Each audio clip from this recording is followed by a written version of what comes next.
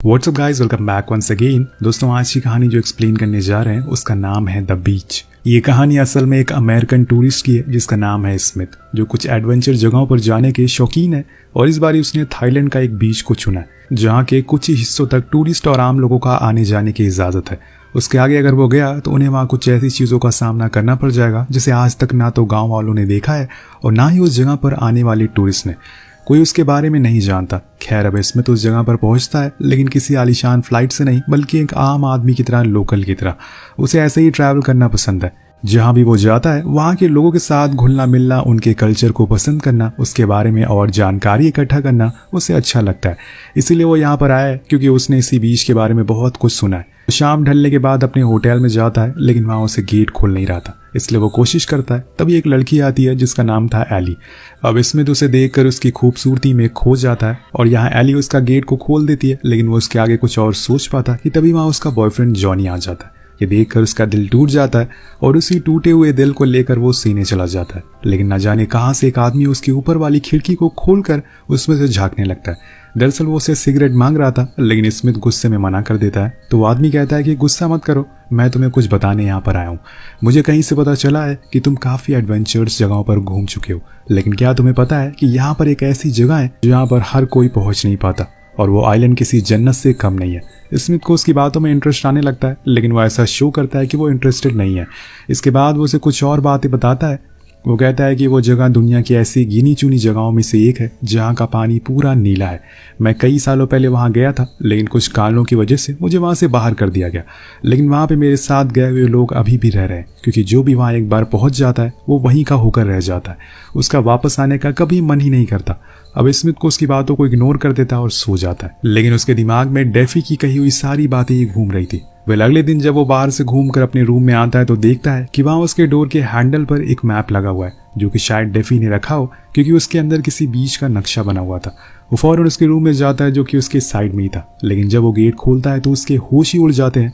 उस आदमी ने खुद को बड़ी ही बेरहमी से मार डाला था, लेकिन ऐसे कोई खुद के साथ कैसे कर सकता है, यही सोचते हुए बाहर आ जाता है। लेकिन तभी वहाँ पुलिस आ जाती है और उसे पूछताछ के लिए स्टेशन ले जाती है, जहाँ पर एली भी मौजूद थी और उसके साथ कई और गेस्ट भी थे जो उस होटल में रुके हुए थे। यहाँ स्मिथ को छोड़ दिया जाता है क्योंकि उसे कुछ पता ही नहीं था। अब वो अपने साथ उस मैप को भी ले जाता है जो डेफी ने दिया था, और रूम में जाकर उसे अच्छे से देखता है। उसके अंदर एक क्यूरोसिटी जाग जाती है कि ऐसी कौन सी जगह है जहाँ पर ये इतना सब कुछ हो सकता है।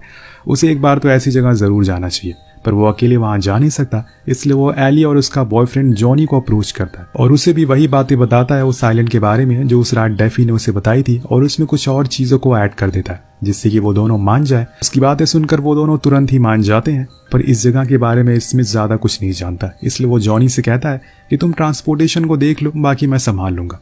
अब वो मान जाता और फिर अगले दिन ये लोग निकल जाते हैं। लेकिन वहां पहुंचना इतना आसान नहीं था। ये पहले तो एक दूसरे बीच पर रुकते हैं जहां इन्हें एक दिन रुकना होगा, क्योंकि यहाँ से उस आइलैंड पर जाने वाली बोट कल सुबह निकलेगी। इसलिए सभी अपने रूम बुक कर लेते हैं। लेकिन रात में जब स्मिथ अपने रूम में आता है तो वो अपनी कीज को खो देता है, और इस बात से उसे खुद पर बहुत गुस्सा आता है, क्योंकि ये उसका हर बारी का हो चुका था। उसे ऐसे परेशान देखकर उसके साइड वाले रूम के दो लड़के उसे अपने साथ बैठने के लिए इनवाइट करते हैं।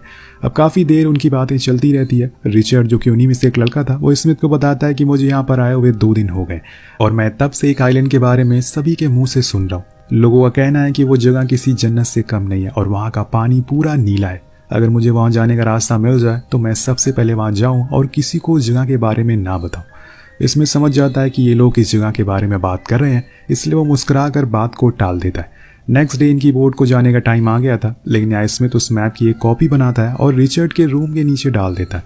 उसने ऐसा इसलिए किया ताकि किसी को पता रहे कि वो लोग कहाँ जा रहे हैं, और अगर वो दोनों भी वहाँ आना चाहें तो आ सकते, पर अपनी जिम्मेदारी पे आए, क्योंकि उसके पास इतने पैसे नहीं है कि वो औरों को वहाँ ले जा सकता है। अब ये तीनों उस आइलैंड के पास में ही एक बीच पर उतर जाते हैं, क्योंकि कोई भी बोट वहां जाने को राजी नहीं थी। लेकिन इन्हें दिक्कत लेने की जरूरत नहीं है, क्योंकि वो जगह यहाँ से बस 1 किलोमीटर की दूरी पर है।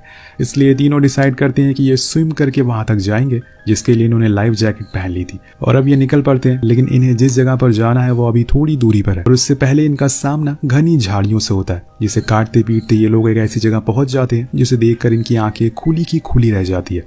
वहां असल में गांजे की खेती हो रही थी। स्मिथ की नजर वहां पर बैठे एक पालतू बंदर पर पड़ती है, जिसके नीचे उसका मालिक बैठा हुआ था। अब वो उसके हाथ में बंदूक भी देखता है। वो बंदर इन लोगों को देख लेता है, इसलिए वो अपने मालिक को उठा देता है। लेकिन स्मिथ फौरन उन दोनों को लेकर खेत में छुप जाता है। इससे पहले कि वो आदमी नहीं देख पाता, लेकिन थोड़ी ही देर में वो आदमी ने देख लेता है और अपने और आदमियों को बुला लेता है। इसलिए अब ये फौरन वहां से तेजी से भागना शुरू कर देते हैं, लेकिन इन्हें लेट कर ही भागना होगा क्योंकि अगर ये खड़े हुए तो वो इन्हें गोली मार देंगे। अब थोड़ी दूर भागने के बाद आखिर में इनका रास्ता खत्म हो जाता है क्योंकि सामने एक बहुत ही बड़ा झरना था जिसमें कूदने का मतलब था मौत, क्योंकि इन तीनों को उसकी गहराई का कोई अंदाजा नहीं था। अगर ये कूद गया और नीचे पानी कम हुआ, फिर नीचे सतह पर पत्थर हुआ, तो ये वहीं मारे जाएंगे। अब जॉनी को डर लगने लग जाता है कि कहीं वो लोग उसे मार ना दे, इसलिए वो स्मिथ पर गुस्सा करना शुरू कर देता है। लेकिन तभी पीछे से एली आकर पानी में कूद जाती है, जिसके बाद ये दोनों बारी बारी छलांग लगाते हैं और उन्हें कुछ नहीं होता क्योंकि पानी की गहराई बहुत ज्यादा थी। अब तीनों मस्ती करना शुरू कर देते हैं क्योंकि ये जगह काफी खूबसूरत थी। पर तभी एक ब्लैक आदमी जो कि वहीं का लोकल था इन्हें देख लेता है और क्लैपिंग करते हुए बताता है कि मैं यहाँ पे जब आया था तो मुझे इस झरने में कूदने में काफी समय लगा था, लेकिन तुमने तो ये चुटकी में कर दिखाया। अब उसे देखकर ये लोग बहुत डर जाते हैं और भागना शुरू कर देते हैं कि कहीं वो इन्हें मार ना दे, पर ऐसा होता नहीं। वो उन्हें उल्टा अपने साथ चलने को कहता है और ऐसी जगह पर ले जाता है जो कि इस दुनिया से परे है और इस दुनिया के रीति रिवाजों से अलग है। और ये जगह असल में हमारी ही दुनिया से आए हुए लोगों ने बसाई है जो कभी यहाँ से लौट कर नहीं गए, लेकिन उनके बाद भी यहाँ कोई नहीं आया। और यही इस जगह की खासियत है। यहाँ पे चारों ओर बहुत सुकून है, लोग बिना किसी बिजली, कार पॉल्यूशन, इंटरनेट के रह रहे हैं। बस उन्हें अपने पेट पालने के लिए और अपने बच्चों को खिलाने के लिए काम करना पड़ता है। इसलिए वो इस जगह पर गांजे की खेती करते हैं और उसे ही बेचकर अपना पेट भरते हैं। अब यहाँ वो आदमी इन तीनों को अपनी सरताज क्लारा के पास लेकर जाता है जो कि एक रशियन है। वो यहाँ पर एक टूरिस्ट के तौर पर आई थी और उसी ने ये जगह बसाई थी। वो इसमें से पूछती है कि तुम्हें इस जगह के बारे में कैसे पता चला, तो वो उसे वही मैप दिखाता है जिसे देखकर वो इसे देने वाले का नाम पूछती है। तो वो डेफी के बारे में बताता है और कहता है कि वो उसके साइड वाले रूम में रहता था और उसने ये मेरे रूम के बाहर छोड़ दिया था, पर जब मैं उसे बात करने के लिए गया तब तक उसने खुदकुशी कर ली। ये सुनकर वहां पर मौजूद सभी लोग उदास हो जाते हैं। तब क्लारा उन्हें बताती है कि डेफी असल में हमारी कम्युनिटी के फाउंडर में से एक था, लेकिन वो गहरे सदमे में आ गया था, इसलिए हमने उसे वापस भेज दिया ताकि वो यहाँ पर कोई गलत कदम ना उठा ले, लेकिन उसने वो काम वहां जाकर कर लिया। खैर तुम लोगों ने इस मैप को और किसी इंसान को तो नहीं बताया, तो तीनों मना करते हैं। पर यहाँ स्मिथ ने तो उन दोनों लोगों को बता दिया था, पर वो इस बारे में इन लोगों से इस बात को छुपाता है। जिसके बाद क्लारा उस मैप को जला देती है और वहां सभी लोगों को वार्न करती है कि किसी भी शख्स को इस जगह के बारे में नहीं पता चलना चाहिए, क्योंकि यहाँ पे अगर बाहर के लोग आ गए तो ये जगह बाहरी दुनिया की तरह ही हो जाएगी। इसके बाद स्मिथ और सभी उसके साथ जो आए थे वो उस बीच की खूबसूरती को देखने के लिए चले जाते हैं। उस जगह को देखकर स्मिथ भी मंत्रमुग्ध हो जाता है। वो जगह सच में बहुत खूबसूरत थी। उसने इसे खूबसूरत जगह आज तक पहले कभी नहीं देखी थी। यहाँ का पानी सच में इतना साफ होता है जिसमें आप खुद को देख सकते हैं। इसके बाद ये लोग रात में भी काफी एंजॉय करते हैं। तभी स्मिथ के पास आकर वही आदमी बैठ जाता है और उससे बातें करने लग जाता है। इसी दौरान स्मिथ उससे पूछता है कि तुम लोग अपने सामानों को कैसे लाते हो, तो बताता है कि हर महीने कोई ना कोई जगह से शहर जाता है अपने साथ कुछ गांजे के पौधों को लेकर। वहां जाकर हम उसे बेच देते हैं और उन्हीं पैसों से वो सामान लेकर आते हैं। यानी कि इन्होंने वो खेती इसीलिए कर रखी है। अब यहाँ कई दिन बीत जाते हैं और एक रात स्मिथ एली के पास जाता और उससे बातें करना शुरू कर देता है। वो दोनों बीच पर जाते हैं जहाँ पर स्मिथ उसे इनडायरेक्टली कह देता है कि वो उसे पसंद करने लगा, लेकिन उसे इस बात की उम्मीद नहीं थी कि एली भी हाँ कहेगी कि वो भी उसे पसंद करती है। जिसके बाद दोनों समुद्र में जाते हैं और एंजॉय करते हैं। अब सुबह होने पर जॉनी को इस बारे में पता चल जाता है कि एली स्मिथ के करीब आई थी, इसलिए वो स्मिथ से लड़ाई कर लेता है और एली से ब्रेकअप भी। अब यहाँ पर एली अब स्मिथ के साथ ही रहने लग गई थी। धीरे धीरे दिन बीतने लगते हैं और एक दिन दोपहर में बारिश होने लगती है। सभी लोग मछलियां पकड़ने के लिए बारिश रुकने का वेट कर रहे थे, लेकिन तभी स्मिथ समुद्र में कूद जाता है। जब वो ऊपर सतह पर आता है तो वो नोटिस करता है कि सभी लोग उसके पास भागते हुए आ रहे हैं और हाथ हिला रहे हैं। उन्हें देखकर वो कुछ समझ नहीं पाता, पर तभी उसकी नजर पीछे पड़ती है जहां पर एक शार्क उसकी तरफ आ रही थी। उसे देखकर वो डर जाता है और भागना शुरू कर देता है, पर आखिर में हार मान जाता है क्योंकि अब शायद उसकी मौत तय है। लेकिन कुछ देर बाद न जाने उसे क्या हो जाता है, वो फिर से हिम्मत बढ़ाता है। जो चाकू उसके पास था वो उसे शार्क को मार देता है। उसकी ये बहादुरी देखकर वहां लोग बहुत ही उसकी तारीफ करते हैं, लेकिन एक आदमी कहता है कि जिस शार्क को तुमने मारा है वो सिर्फ एक बच्चा था और अब उसकी माँ जरूर यहाँ पर आएगी। लेकिन सभी इस बात को इग्नोर कर देते हैं। लेकिन यहाँ इनके पास एक और दिक्कत आ जाती है। बारिश की वजह से सारे सामान खराब हो गए थे और जो बचे हुए सामान थे वो सड़ गए थे। लेकिन इनकी लीडर कहती है कि मैं स्मिथ के साथ शहर जा रही हूँ और जरूरत का सामान लेने के लिए, इसको जो कुछ भी चाहिए वो स्मिथ को लिखवा दो। सभी लोग एक करके स्मिथ को अपनी चीजें लिखवाने लगते हैं, जैसे कि टूथब्रश, ब्लीच, शर्ट, बैटरी और बहुत सारी चीजें, जिन्हें लेने के लिए वो लोग शहर चले जाते हैं। वहां जाकर स्मिथ एक एक करके सभी चीजों को ले लेता है। लेकिन जब वो जगह खड़े होकर अपने चारों ओर देखता है तो वो समझ जाता है कि वो असल में सच में एक जन्नत से बाहर निकल कर आया है।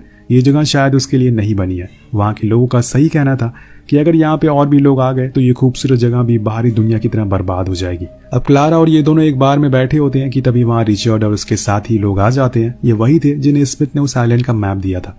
अब वो उसे कहते हैं कि हम लोग जल्दी वहां पर आ रहे हैं, लेकिन स्मिथ कहता है कि वो सब एक मजाक था, ऐसी कोई जगह एग्जिस्ट ही नहीं करती। लेकिन वो लोग मानने को तैयार ही नहीं थे। उनके जाने के बाद क्लारा कहती है कि मुझे पता चल गया है कि तुमने और लोगों को भी इस आइलैंड के बारे में बता दिया है। अगर तुम चाहते हो कि ये बात किसी को पता ना चले तो मेरी एक शर्त माननी पड़ेगी, जो कि थी इंटीमेट होना। अब स्मिथ हाँ कर देता और अगले दिन वो लोग सारा सामान लेकर आइलैंड पर पहुंच जाते। अब सभी लोग इस बीच पर खूब मजे कर रहे थे, किसी को भी कोई बात की टेंशन नहीं थी। लेकिन एक दिन इनके 2 लोगों पर शार्क हमला कर देती है और जब ये मंजर स्मिथ देखता है तो बहुत ही ज्यादा डर जाता है और भागते हुए दूसरे आदमी के पास जाता है जो कि डर के मारे तड़प रहा था।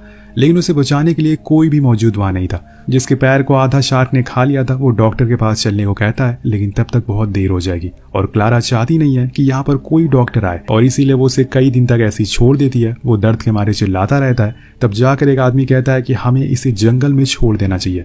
इसकी आवाजें हमें और डिमोटिवेट कर रही है, परेशान कर रही है, हमारे हौसलों को तोड़ रही है। अब ये लोग उसे वही जंगल के बीच ले जाकर छोड़ देते हैं। लेकिन यह बात जॉनी को बहुत अजीब लगती है कि ये आदमी एक समय पर हमारा ही साथी था और आज उसे हमारी जरूरत है, तो इन लोगों ने उसे जंगल में छोड़ दिया। इसलिए वो उसके पास ही रहने का डिसाइड करता है। अब सुबह में जब इसमें सो रहा होता है तब उसे सपने में डेफी की मौत का मंजर आता है। उसके पास अचानक से क्लारा आती है और उसे बीच के साइड में ले जाती है, जहां वो उसे दूसरे आइलैंड पर खड़े कुछ लोगों को दिखाती है जिनके हाथ में एक मैप था जिसके बारे में स्मिथ ने ही उन्हें बताया था। अब वो कहता है कि उसने तो बस उन्हें बातों बातों में ऐसे ही मजाक किया था। लेकिन अब क्लारा उसके इस झूठ को पकड़ लेती है और उसे वहीं रुकने को कहती है ताकि जब वो यहाँ पर आए तो वो उन्हें कैसे भी करके यहाँ से वापस भेज सके। अब कई दिन बीत जाते हैं लेकिन अभी तक वो लोग इस एरिया में नहीं आए थे। इधर स्मिथ जैसे तैसे करके अपने दिन गुजार रहा था। एक रात उसके पास सैली आती है जो उसे थप्पड़ मारती है और बताती है कि क्लारा ने सभी को तुम्हारे और इसके बीच में जो शहर में हुआ था वो बता दिया और तुमने जो मैप दिया है उसके बारे में भी, इसलिए तुम्हें अब यहीं पर रहना होगा। अब यहाँ दोस्तों स्मिथ अकेला पड़ चुका था। वो ना तो अपने लोगों के पास जा सकता था और ना ही शहर की ओर। उसे अब कई अजीब अजीब से विजन आना शुरू हो जाते हैं और वो ऐसे ही जंगल में खुद को एक गेम के अंदर फंसा हुआ पाता है। जब उसे भूख लगती है तो वो कुछ कीड़ों को पकड़कर खा लेता है। पर एक दिन वो देखता है कि वो जो लोग थे वो इस टापू पर आ रहे हैं। तो वो फौरन उनके पास जाता है और उन्हें वार्न करने की कोशिश करता है। लेकिन तब तक वो लोग उस खेत के अंदर घुस गए थे और वैसे ही सेम एक्साइटेड होते हुए जैसे स्मिथ और उसके दोस्त आए थे। लेकिन इनकी किस्मत उतनी अच्छी नहीं थी। इन्हें वो स्मगलर देख लेते हैं। अब वो लड़के इन्हें पैसे देकर आकर्षित करते हैं, लेकिन तभी एक आदमी उन सभी लोगों को गोली मार देता है क्योंकि यहाँ पर किसी को बाहरी इंसान का आना मना था। ये सब स्मिथ देख लेता है और वो डर कर भागना शुरू करता है। लेकिन उसे भी एक आदमी देख लेता है और उसके पीछे पड़ जाता है, पर उस तक पहुंच नहीं पाता। अब यहाँ से वो फौरन एली के पास जाता है जो उसे लेकर जॉनी के पास जाती है और उन्हें बताता है कि हमारी वजह से यहाँ पर कई लोग आ रहे हैं। अभी 4 लोग आए थे जिन्हें मार दिया गया है, इसलिए हमें यहाँ से फौरन भागना होगा। अब यहाँ जॉनी उस आदमी को सॉरी बोलता है जो कि यहाँ पर जख्मी था और उसका वहीं दम घोट कर मार देता है ताकि वो कम से कम दर्द से तो ना मरे। जिसके बाद वो तीनों भागना शुरू कर देते हैं। लेकिन इतने में स्मिथ के पीछे से कोई हमला करता है जिससे वो वहीं गिर जाता है। जब उसकी आंख खुलती है तो वो खुद को उसी आइलैंड पर पाता है। उसके सामने वही लोग थे जिसके साथ वो इतने दिन से रह रहा था। लेकिन यहाँ पर वो स्मगलर का लीडर भी होता है। वो कहता है कि अब यहाँ पर और भी लोग आ रहे हैं और हमारी डील हुई थी कि कोई भी नया आदमी यहाँ पर नहीं आएगा।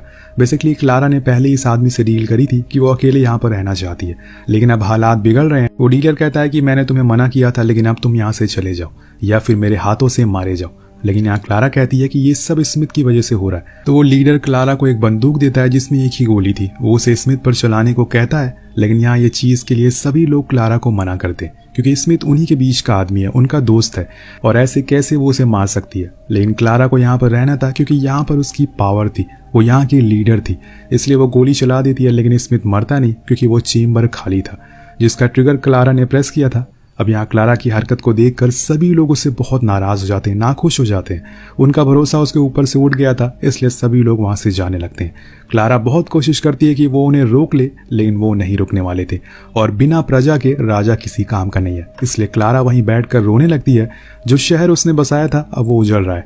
यहाँ सभी लोग अपने सामानों को लेकर शहर आ जाते हैं। 1 साल बाद हम स्मिथ को देखते हैं जो अपनी जिंदगी में वापस आ चुका है। एक दिन वो एक साइबर कैफे जाता है जहां पर उसको एली का मेल आया हुआ था जिसमें कि एक ग्रुप फोटो थी और उस फोटो में उस आइलैंड के रहने वाले सभी लोग मौजूद थे और सभी बहुत ही ज्यादा खुश थे। उस फोटो के नीचे लिखा हुआ था पैरेलल यूनिवर्स, यानी कि एक अलग दुनिया जहां पर आपको ना इंटरनेट मिलेगा, ना कोई कार, ना कोई टीवी, ना कोई मॉल, बस आपको वहां एक चीज मिलेगी जो कि है सुकून।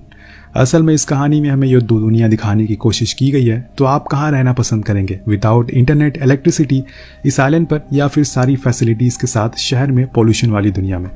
नीचे कमेंट करके जरूर बताएगा। मिलते हैं अगली वीडियो में। Peace out.